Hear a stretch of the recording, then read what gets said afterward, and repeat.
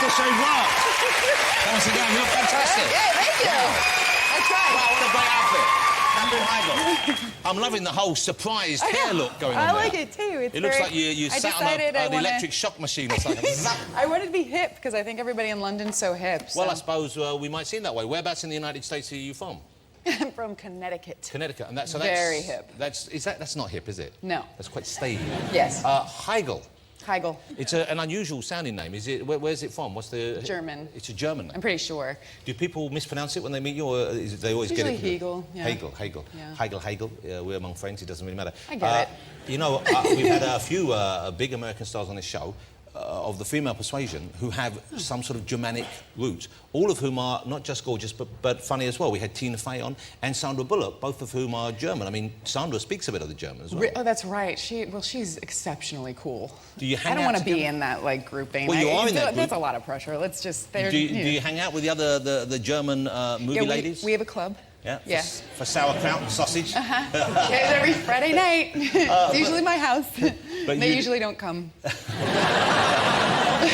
That's a great way to win people over, as if people wouldn't come to your house when they're invited. Well, I don't think Sandra and Tina are coming, but it would be cool if they did. I'm publicly inviting them.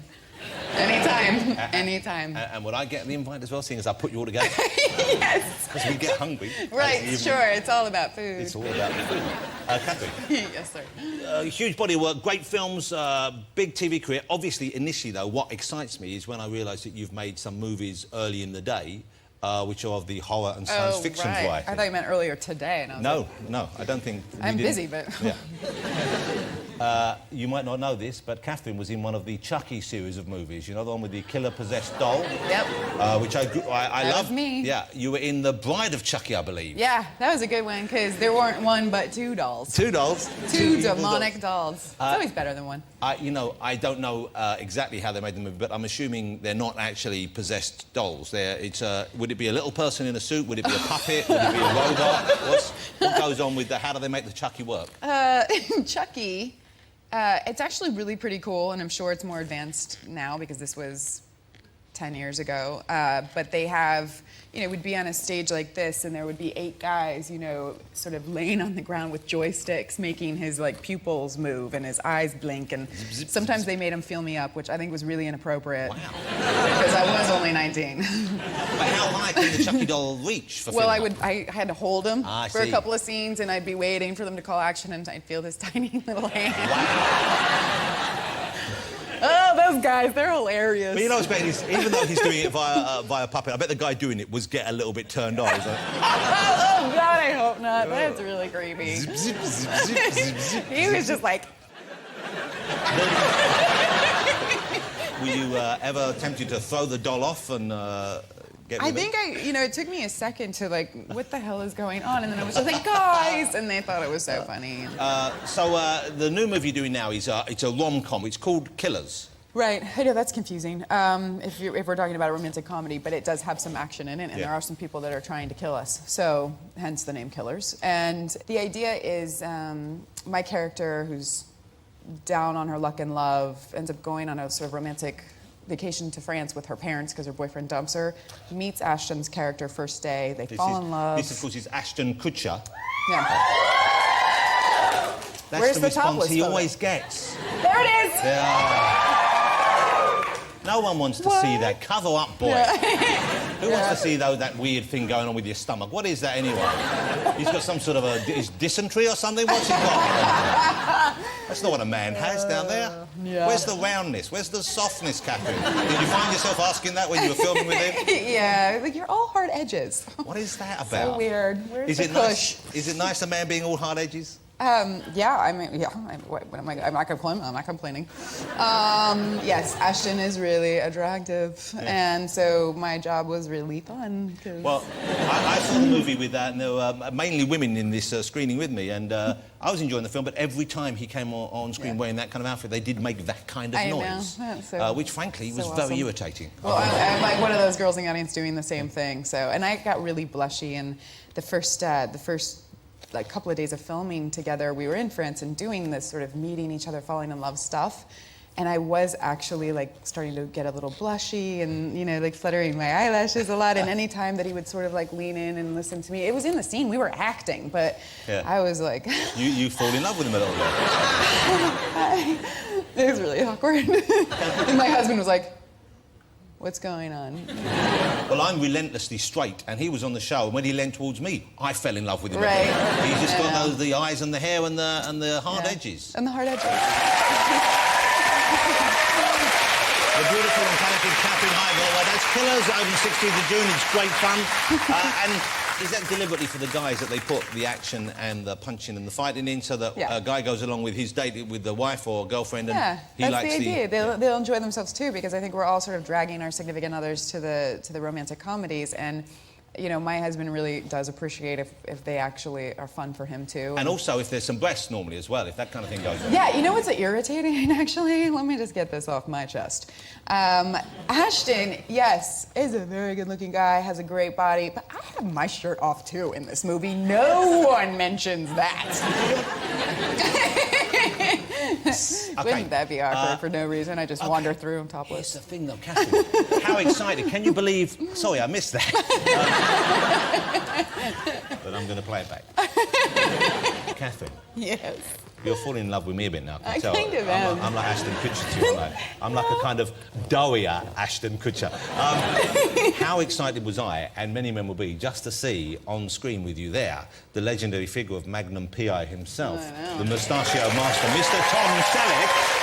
We've been starved of Selleck. It's been like a Selleck drought. I know. It's like been a Selleck recession. Where has he been? And now he's back and still sporting the tashiest of tashes. That moustache, it's incredible. It's like a forest or something. I think it creates oxygen. What a remarkable thing. I bet there he is as Magnum. Look at that. Who else could pull that off? Wowzers. I have not seen that photo. Oh, did you remember Magnum as a kid? Did you ever see it, or did it not enter your consciousness? I had never seen it. And what I was like, you know, when I first met Tom, I was kind of remembering him and remembering my little crush on him from Friends when he played Courtney Cox's boyfriend. Course, remember that? Yeah, like, and I met him and was like, oh my God, this is awkward. He's playing my dad. And he actually has, his vibe is a little bit like my own father, so I felt really comfortable around him, and he's just the coolest, nicest guy. And also you have Katherine Heigl in it, who I love as well, who plays your mum. She's so amazing, and I have to be careful because I keep saying she's so sick, and I guess you guys don't really like use that the same way we do in America. Us younger people do, but the older folk don't. No, it just means awesome or great. I know. Oh, all right.